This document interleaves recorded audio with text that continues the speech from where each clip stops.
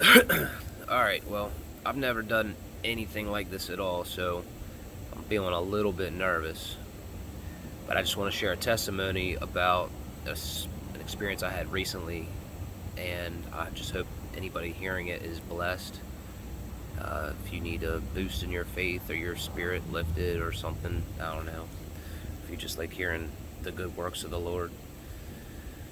So, a little bit of backstory. I've been feeling pretty crummy for a while, just tired and stressed out. I got a lot going on. A lot of people know I've got a truck shop, and basically extremely busy. Phone rings constantly. I got a lot going on. I got a lot of responsibilities, and I'm usually pretty stable, but I've been feeling, like I was breaking. It's just a lot going on. Stuff at home that's got to be done, responsibilities, like I said, and just tired, working a lot of hours. Some 20-hour days. Some back to back like that, and the heat, and just everybody knows it. It's been hot, and just tired, just really tired, and you know, Angie and I are we've had vehicle situations, man. I've got so many vehicles, and it's like always something going on. Something's always broken, something's got dead tags, something needs work, whatever. My service trucks break down, I need a transmission in this one, clutch in that one. I can't, her transmission went up in her truck, and I just had to put a transmission in it. It's like just time, not enough time, and I feel like I'm been distant from the Lord. I feel like He's been, you know, not really speaking to me. And I feel like I normally kind of keep Him like right here, right where I can reach Him. When I'm ready for Him, I pull Him in. But I am used to Him being right there, and I just haven't felt Him near me, felt like I miss Him, you know. So, what I'm used to is being able to hear His voice regularly, whether I want to or not. Just feeling us conscience and hearing Him and feeling His presence is what I'm used to. And I have not. So that was terrifying me. So on top of everything that's going on and the way things have been, I was feeling like He wasn't there. I couldn't feel Him, and that was really making me nervous. So anyway, one of the biggest things, with the whole thing with the vehicles and all that, which is a huge thing, I just don't have time. I don't have time and to deal with what I need to deal with, to the extent that literally buy a truck. Matter of fact, it's sitting right here, this little tiny truck full of tools. Buy a truck instead, because it was easier than fixing when I got to fix, my trucks. And it's not convenient. It's this little tiny truck, and I can't fit nothing in it. It rains. I gotta unload it, load it every day, load it up in the morning, unload it at night. We're out doing service calls, and the it starts raining, and tools getting soaked, power tools, whatever. Now it's a panic, zipping up bags and trying to cover. It's just a headache. It's an absolute headache, and it's the bane of my existence, really, at this point. It's so overwhelming, because it's just not something I should need to worry about. I need to focus on other things, and this has been bothering me. So I just kind of had it. It was like everything was compiling all at the same time. Everything, all the weight, I was feeling all of that weight, and I was not feeling like I could spread it out and like get it off of my shoulders. I felt like I was bearing it on my own, trying to do it myself, not really seeking God for His help, taking things into my own hands. And that's just kind of how I am by nature. I fix things, I repair things, I kind of keep things held together. And over the last few years, I really have, in a lot of ways, turned a lot of my concerns over to him. I trust him daily to provide for me, to take care of me. I don't concern myself with, you know, bills and things of I don't concern himself with whether I'm gonna have work or not. I trust him that I'll have work, and that's something I've grown to do over the last few years for sure. Kind of letting that go and not wanting to, you know, feel like it's me. And I don't feel like I can count on me, to do all that myself. But anyway, I don't want to lose my train of thought. Um, I was I was driving home from work, and it was just when I was kind of feeling all of this pressure, and it was a lot. And it was raining naturally, and I got my tools in the back of the truck, and I'm just like, it was unexpected rain, and I was just done, man. I'm like, Lord, I started talking to him. I'm like, I miss you. I miss you. I don't hear your voice. I don't feel your presence. And I'm like, at this point, I'm like literally like doing anything I can, like going way out of my way, because it was several days had gone by where I was feeling like detached. There's gonna be trucks driving in and out of here, making noise for sure. I'm at my shop, but let this guy go by. It's a big diesel. So anyway, I was feeling detached, and I spoke to him. I'm like, I need you just to be with me. I need you to speak to me. I need to hear your voice. I need your guidance, and I need some help with these trucks. I need something, like I need a van. I need a work van, because I'm doing everything out of pickup trucks, and I'm just done with it. I'm done with the service trucks. I'm like, I needed to close my stuff up, lock it up, have it out of the rain, have it out of the weather, have it out of the sun, just something that's going to make sense and relieve that stress, because the stress, man. So anyway, I told him, and I heard him in that moment. I heard him say, I'm going to show you your van. And I believed him. And I'm, driving around everywhere I go, looking like, oh, maybe it's that one, maybe it's this one, and I'm waiting, and I'm like, not expecting him to just give it to me or anything like that, but he's going to show me which one I'm supposed to have, I guess, or whatever. Maybe he will, but I didn't know.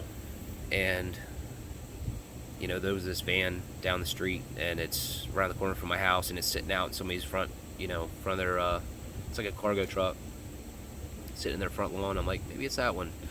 And I went to pull in there, and it's private property, so every time I pass by, I'm like hoping maybe somebody will be out in the yard or something. I didn't want to go driving up on their property, but anyway, I kind of pushed that to the back of my mind, and a little bit, I kind of still, just making do. And work started picking up, and things started happening, and I got making some money and whatever, and I'm like, I'm gonna look for a van. So I told the guy Paul that works for me, we're getting a van, man. We're getting a van. He's like, a van? He's like, not having it. He likes trucks. He thinks trucks are cool, and the idea of a van to him was like cheesy, I guess, or not cool, not a four-wheel drive, whatever. But I'm like, yeah, man. And I'm like trying to sell him on it. I'm like, dude, what we'll do, is set it up, put the air compressor in there, and the generator, and the welder, and all the tools will be in there, and we don't have to worry about stuff getting stolen. We don't have to worry about stuff getting rained on. All our parts can go in there, and have more room, and it'd just be a lot more convenient, and get some of the stress off of us. You don't have your tools baking in the sun, and then you go pick up a wrench and it's 180 degrees, and just all that. You don't have stuff just loaded up in bags, have it on shelves and have everything organized, whatever. So anyway, he wasn't thrilled about it, which was fine with me, but we were getting a van regardless. So I was determined. And at that point, I was really determined. I was like, I'm getting a van. And every day, man, I'm going. I'm out the door. I'm early as can be, coming in late. I'm counting money. I'm doing, whatever I can. I'm like, dude, I'm going to make this happen. And I start looking on Facebook Marketplace, and I find this van, and it's a nice van. It's the guy wants $2,700 for it, and I sent him a message, and he's like, yeah, I'll take $2,000. And it's an older Chevy truck, and it's got shampooer, carpet cleaning equipment in it, which is worth about $3,000 by itself. And I'm like, yeah, dude, I'll go get the van, and I'll take all the equipment out, and I'll sell the equipment and whatever. And so in the meantime, I had called David Weaverling, and I'm like, hey, man, I'm looking for a van. And he's like, oh, well, I got these 2 box trucks sitting down here, and got this Ford and this Chevy, and the Chevy's sitting there, and I ain't got a title for it right now, and whatever, cut the cats off, and it never heard it run, and this and that. And I'm like, yeah. So, I mean, I look at it, whatever, but, that's cool. And he's like, well, do you know anybody that's got any trucks? I'm like, yeah, I got these 2 Dodge pickups I bought, whatever, a couple months ago, and they're sitting, and, basically, I was going to make 1 truck out of the 2, and they're nice trucks. They just need a little bit of work, and I was going to sell them, whatever. So I was like, he's like, where are they? So, we met up, whatever. He come and got them. And honestly, it was like, we got a really good relationship. And I was like, whatever, you can get them. He'll get them if we work something out with this trade on this other truck he's got or whatever. I'm not really sweating it. I love David to death. And it was just, it's all good. We'll figure it out. So, he called me a couple times in between and was like, oh, you want to look at this truck and whatever. I'm like, get down there, and needs a battery. So I was just, dead set that I was going to go get this van, the one I saw in Pennsylvania. So I went and got a battery. He called me one day. I went and got a battery. I rode down there and put a battery in it, and go to start it up, and it doesn't start. So we're climbing around looking, whatever, and just turn the key, nothing. Get under there. There's no starter in it. Like, great, okay. So it's like, all right, whatever.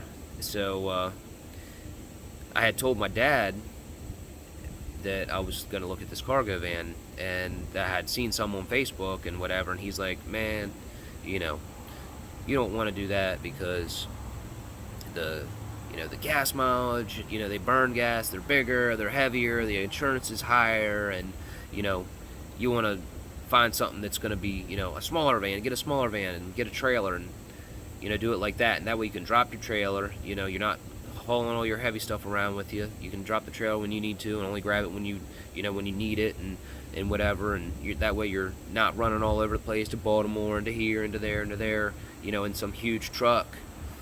I'm like, yeah, that's valid. So I was pretty well, set. I'm going to Pennsylvania, and I'm getting that van that guy has, and I'm tagging it Monday, and I'm ready to go. And this was a Wednesday or Thursday, so that was already right here. And anyway, I'm talking to David. We're standing there, and this van didn't want to fire up and whatever, and we get to talking, and I'm not out here to air anybody's business out, for sure. But we're talking about different things, and I was like, how's James? Your brother. I haven't talked to him a little bit, and he was talking about some of James's hardships and what he was going through, some different things, and I felt it in my heart. I'm like, man, it hurts. It hurts to see people that you love, so strongly struggling. And it really hurts me. I'm very close to the Weaverlings. I love Roger Weaverling. I miss him to death. I spent a lot of time with him. He had a huge role and played a huge role in who I am today and what I do. And has, he's had his struggles. And I watched him, and I'm talking to David about it. I'm like, man, I watched Roger go through it, man, growing up, knowing, you know, I watched my own family just walk away from church. And I didn't understand as a child. It didn't make sense to me. I didn't understand why people would just, or how they could just up and leave church, or up and slip and get involved in things that are going to be destructive to them and everybody around them,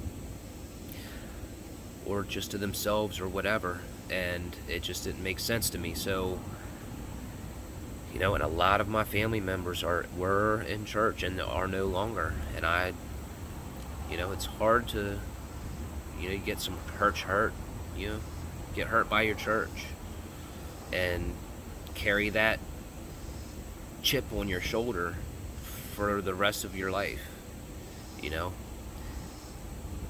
I've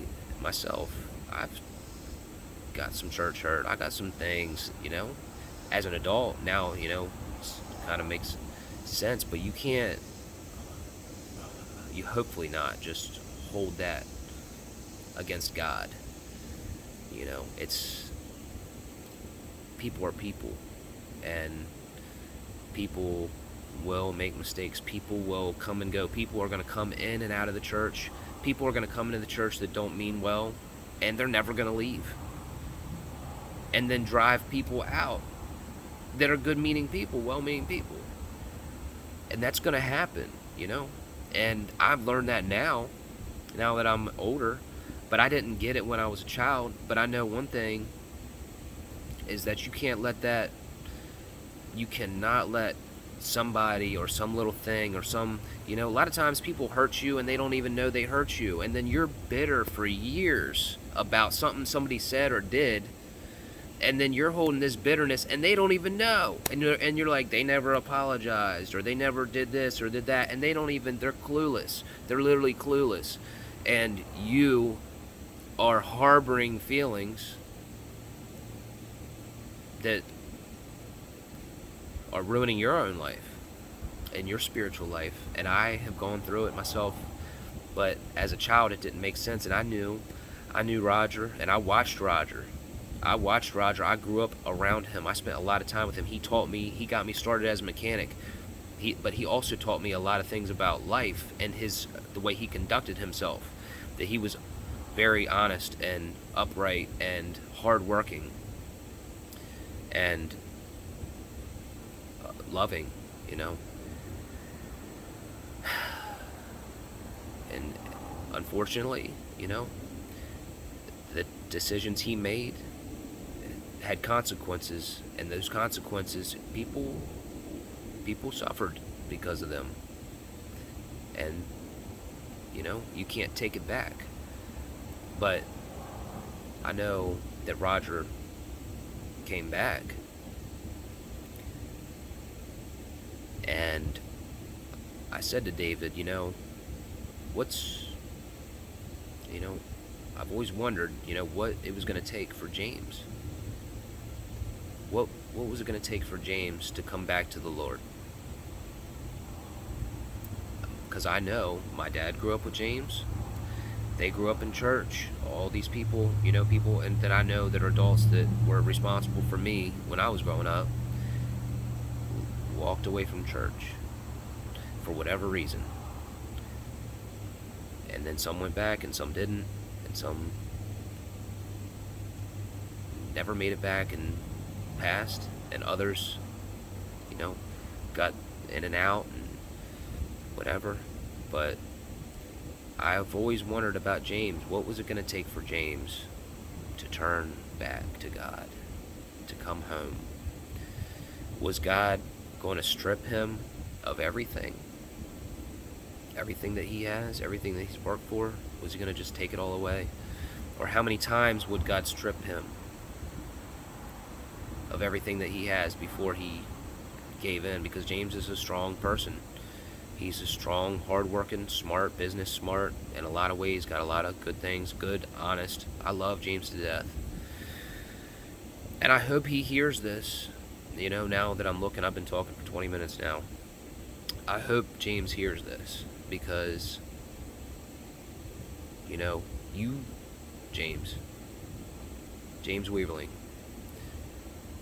you followed Roger your whole life, right? You can't stop now. You can't stop following him now because he's with Jesus. I know Roger's with Jesus. And he came back and he got over it. And he got over it. Whatever it was, he got over it. And worshiped and served God and was a good man. So if you're going to follow Roger, you should continue to follow Roger. And come home, man. It's time to come home. I feel like God is rounding up his people, and that's why I was talking to Dave. I was like, man, John Lombardo, that's a big deal. John Lombardo's back in church, and I've really, it's like, I feel like that's what the anxiety has been for me, that if you're not, at this point, if you're not with God's people, you should feel anxiety.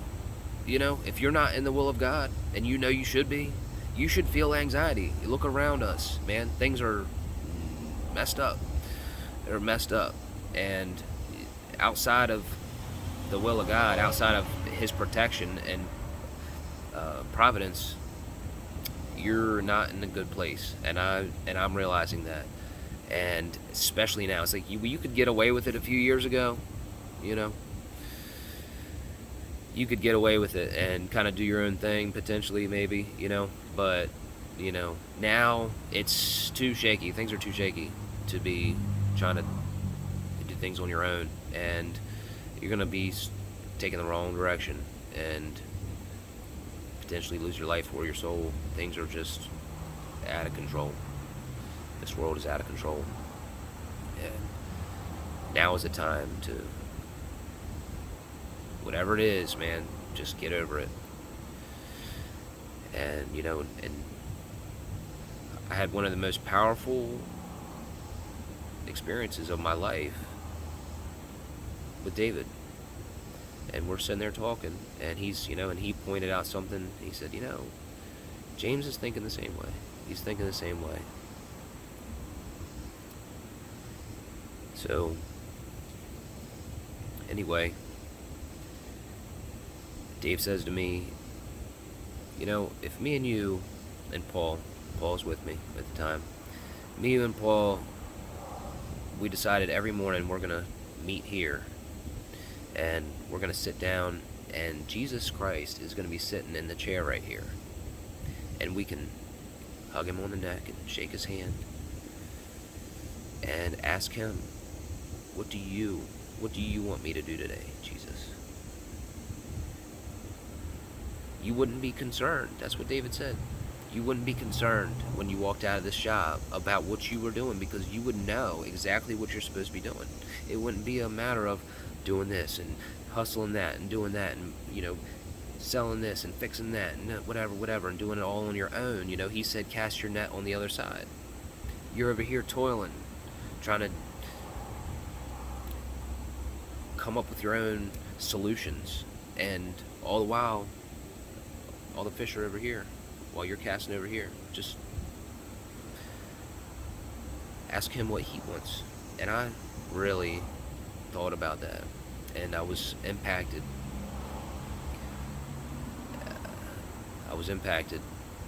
David is a good man, good-hearted, good father.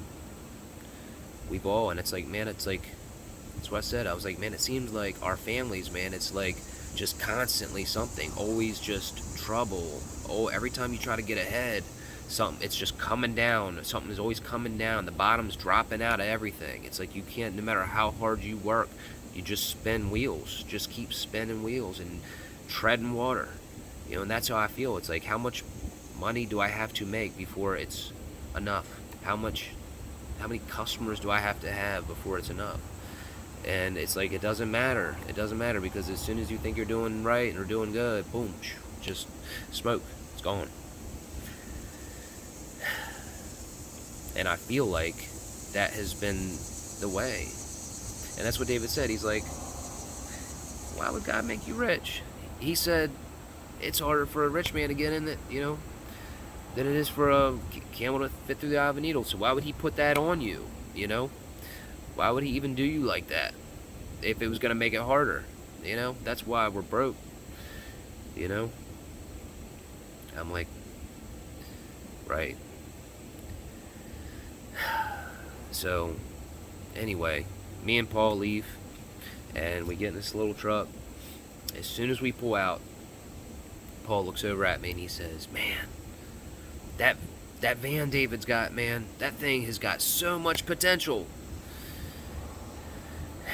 I'm like, yeah, it's a nice van. And he just wouldn't stop talking about it. He's going on and on. He said, man, I mean, it's got that 350 engine, man, and it's got all that room. You can stand up in the back of it, and you could put tools here and put the compressor there. And I started laughing. And I'm like, oh, no, that's not happening. And I started to realize what was actually going on here. And I'm like, dude, no way.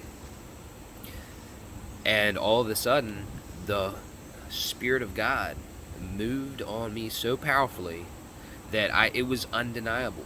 I started to laugh uncontrollably, and I began to argue with the Lord in my head. And I'm like, oh no. And now, mind you, Paul doesn't know any of this. He doesn't know how invested I am.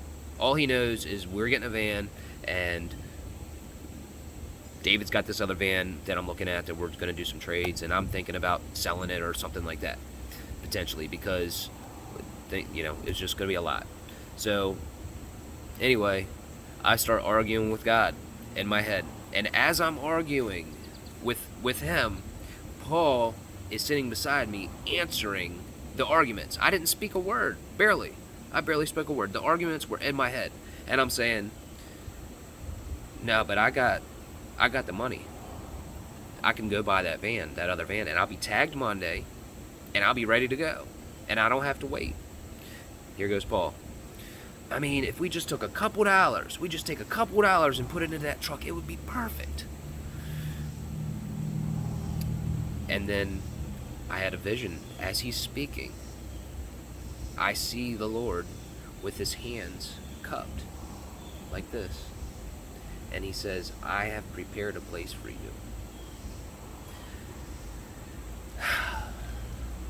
I'm like, why? But the peace, the sudden peace, and I'm, like I said, I'm still arguing with him. And I was like, but, my dad said, that's a bad idea, that, I need to get something that's more fuel efficient. It wasn't going to be, here goes Paul. I bet you if you took pictures of it right now and you sent them to your dad, he'd be like, that's a good idea. And I'm like, yeah, but I don't want to wait. I need something now. I need something right now. And here's Paul. It's perfect. And even if it's going to take a little bit, we'll just, fix the stuff on it. We'll put, the cats and, put the hose rails in the back. And then he starts to say, that's it. That is the answer. This van is the answer. That's the one. That is the one. And he said it over and over again. This van is the answer. And I was so overwhelmed. Tears filled my eyes. The power of God and the presence was so strong. It was undeniable. Undeniable. And to the point, I'm just sitting there in silence. I'm driving down the road, sitting there in silence. And Paul says, I know it's your decision. But if I was in charge, that's what I would do. I was like, all right, well, thank you. Thank you, Jesus. For whatever reason. And I remembered, he said, I will show you your van. And here goes Paul, who knows absolutely nothing of any of it. The Lord spoke through him, and for whatever reason wants me to have this van that needs work and needs some love. But he showed me that he's been saving this for me.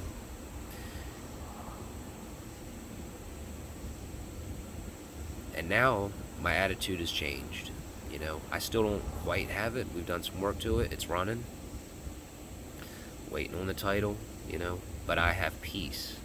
That's what I have right now, is peace. I don't have the van, but I do have peace. And even while I'm wrestling right now, I'm wrestling with this truck, wrestling with the tools. It's been some days now. But I do have peace, and I am grateful. And if that's what he's given me, then I'm going to be thankful for it. It saved me from spending the $2,000 or whatever on that other one. And saved me from who knows what. I'm grateful. And what's really funny about it, is that for, I don't know, a couple months I've been saying I need to get a canopy to put over my truck for when it rains. And when we had AJ's birthday party, the Dennises brought one of their tents there, and they left it there and forgot it, and it was in our yard for some days, and Angie asked Megan, can she borrow it? They were going to go to Sandy Point, and can I borrow the canopy? And they had forgotten that it was there, that they had left it there. She's like, yeah, you can take it. And so Angie and her friend, they're trying to open the thing up, and end up bending the leg on it. And you know, we were obviously like, yeah, we're gonna get them a new one. So we did. We got them a new one, and I ended up with that one, with the bent leg, which is totally fine for what I'm doing. So they got in, which they didn't. You know, they were like, oh, don't worry about it. But we couldn't let that down, and I let that go, and I hope they enjoy the new one, and I appreciate that one. And it's just the little things, you know, because I was done. I was like, I don't even care. I don't care about any of this. I don't care about these trucks. I don't care about fixing this stuff. I don't care about these customers. I'm just done. I'm done. I don't even know if this is what you want me to do. I don't even know, you know, I need to hear your voice. That's what I need. And the most amazing thing about this story is that he spoke to me. He spoke to me clearly. And I heard him, and it's undoubtable. It's undoubtable. Undoubtedly, it was his voice. And so I called my dad, and I'm like, told him the story, and he's like, well, what are you gonna do? I'm like, I'm not going to get that other van. I know I'm not doing that. Like, how foolish I would be, just outright, just literally doing my own thing. Like, it was so evident and so clear. I am not doing anything else but accepting this van from him, and I greatly appreciate it. And it is a cargo van, and it is very nice, and I'm very thankful. And I guess I just want somebody to know, whoever hears, to know that God is in the details. He's concerned about the details. The smallest details he's concerned about. He is loving, and he's still here, and he's still speaking. That's what's critical. He's still speaking. So anyway, God bless y'all.